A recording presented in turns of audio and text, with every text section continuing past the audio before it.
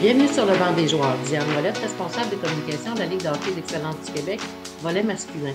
Vous savez, on est dans une période quand même assez importante. On sait que les séries éliminatoires arriveront un petit peu plus tard en cours de saison, qui détermineront qui participeront aux championnats provinciaux, la Coupe Chevrolet 2024. Mais entre-temps, il se passe des choses importantes qui peuvent avoir de l'impact sur les évaluations des joueurs de premier niveau, donc ceux de la Ligue de hockey d'Excellence du Québec. J'ai invité M. Marcel Patnaud, le directeur hockey à Hockey Québec, pour nous parler de ces événements. Bonjour Marcel. Bonjour Diane. Il se passe quand même des choses importantes, même si les grosses périodes de séries éliminatoires arrivent un petit peu plus tard dans les prochaines semaines.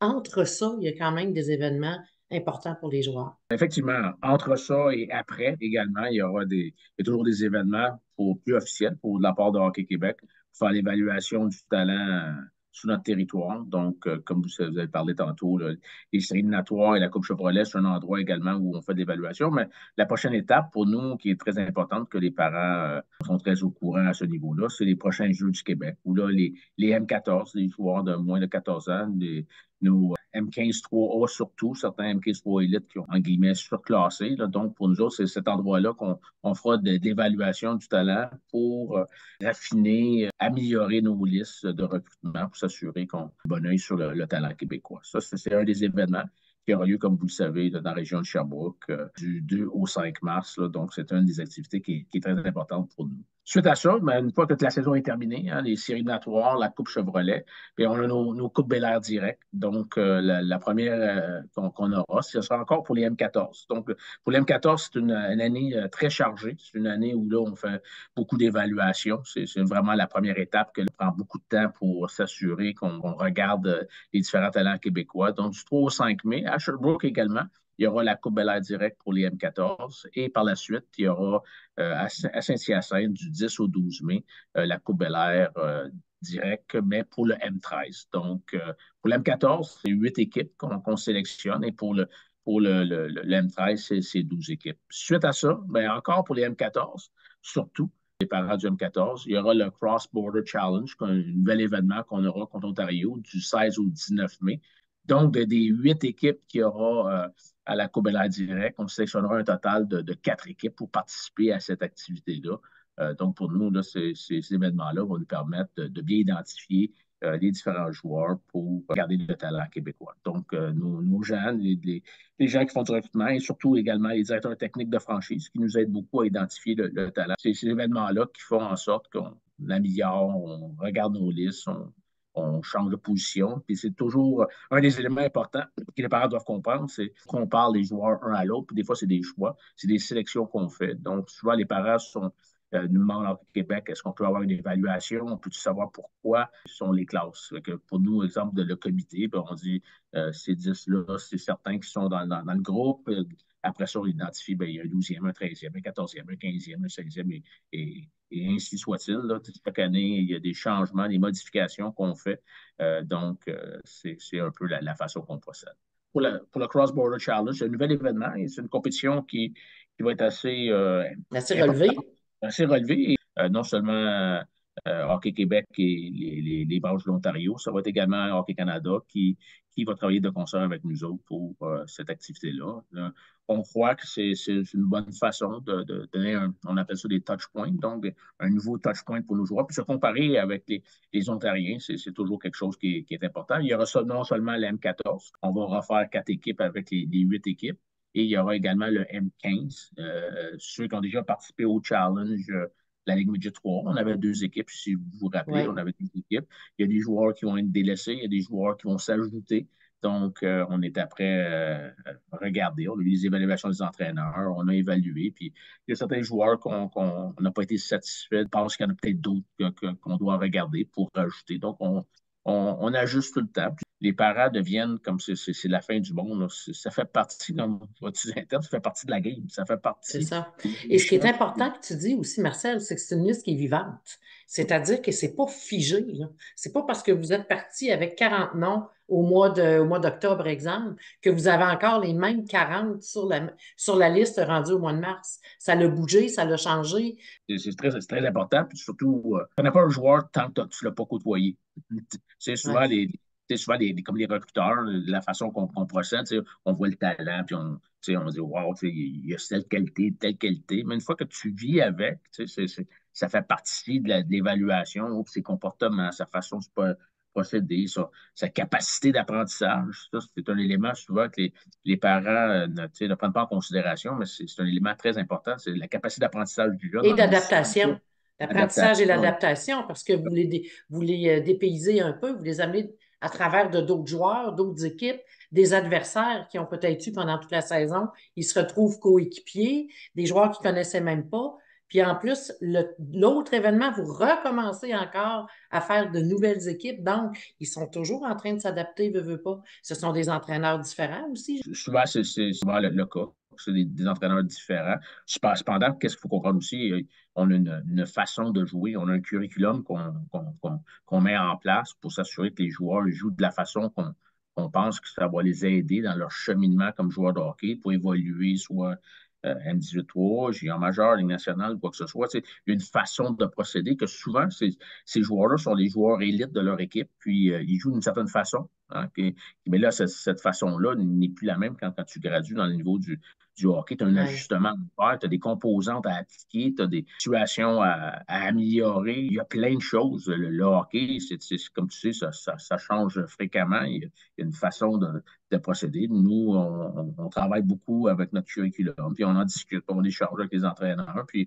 on travaille pour leur donner le plus de chances de jouer qu'on appelle là, jouer de la bonne façon. Il y a des éléments que tu dois absolument être capable d'appliquer dans des situations de match. Alors, encore une fois, ça nous permet de bien positionner votre rôle, les parents. C'est d'encourager, appuyer. Si vous voulez parler avec vos jeunes, questionnez-les tout simplement. N'arrivez surtout pas à être le troisième coach ou le quatrième coach pour venir mêler peut-être leur apprentissage aussi. Effectivement, tu es un bon exemple. Là. Ton fils a gradué dans le cheminement du hockey, puis il a traversé certaines étapes, il s'est rendu dans des niveaux professionnels. C'est certain que vous étiez là pour l'encourager, ne pas. Ça fait partie de tout cet apprentissage-là. Comme parent, c'est très important d'être pas cheerleader, mais d'encourager, puis de faire C'est en sorte ça. que le jeune se sent bien. Puis, peu importe les situations, si tu n'es pas été pris, mais ça arrive à tout le monde de ne pas être sélectionné une sélection officielle ou quoi que ce soit. Puis à ce moment-là, ben, c'est pas la fin du monde. C'est de continuer, persévérer, puis peut-être que tu vas être à la prochaine ou tu ne seras peut-être jamais dans nos structures ou quoi que ce soit, nos équipes ou quoi que ce soit. Ça ne veut pas dire que tu n'auras pas une carrière C'est ça. junior ou Ligue nationale. Là. On en fait C'est des pas erreurs, une- tout le monde en fait des erreurs. Donc, Tu l'as bien dit, l'évaluation, Marcel, c'est pas une fin en soi.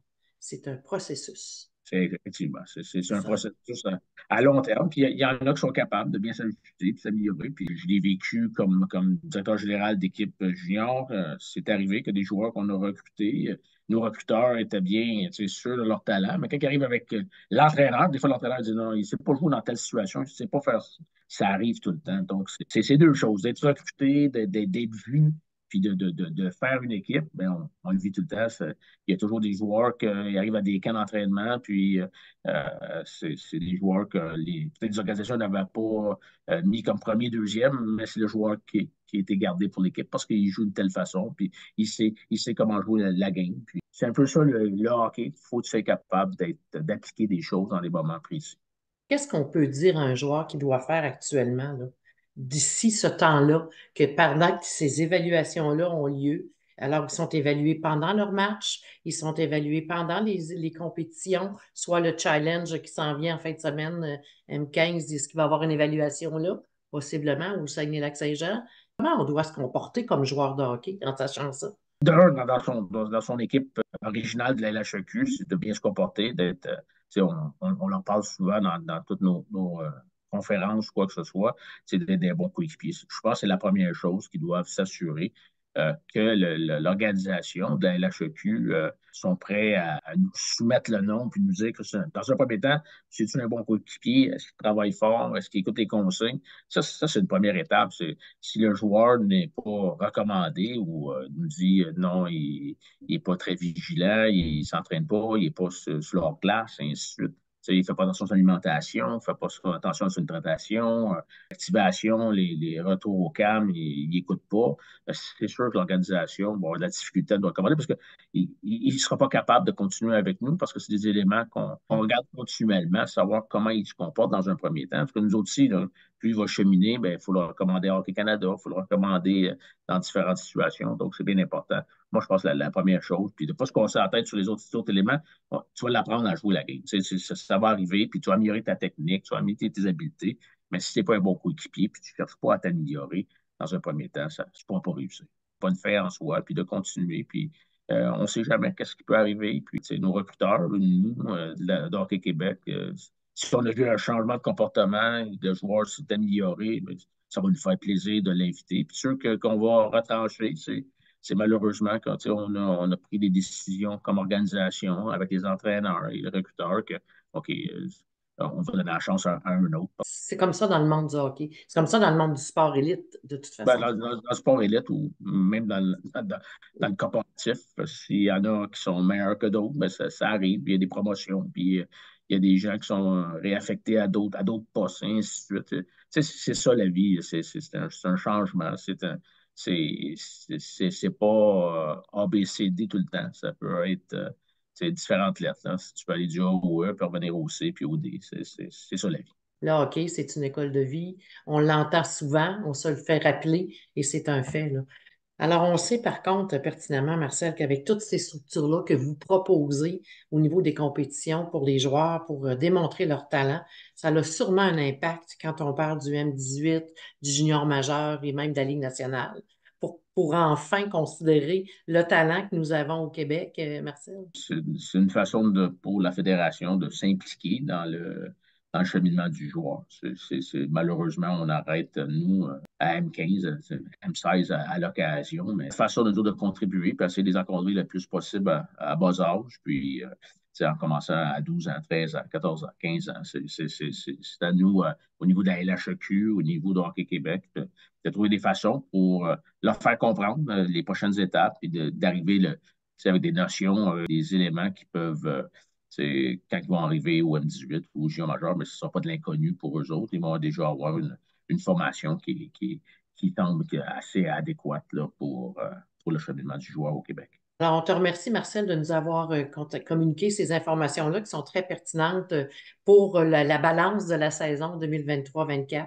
Ce sont des éléments très importants. Ben, merci, Diane, puis continue ton bon travail avec nous pour le mieux informer possible les gens de la LHEQ. Puis je pense que c'est apprécié par non seulement les parents, les joueurs, mais les gens qui gravitent autour de la LHEQ.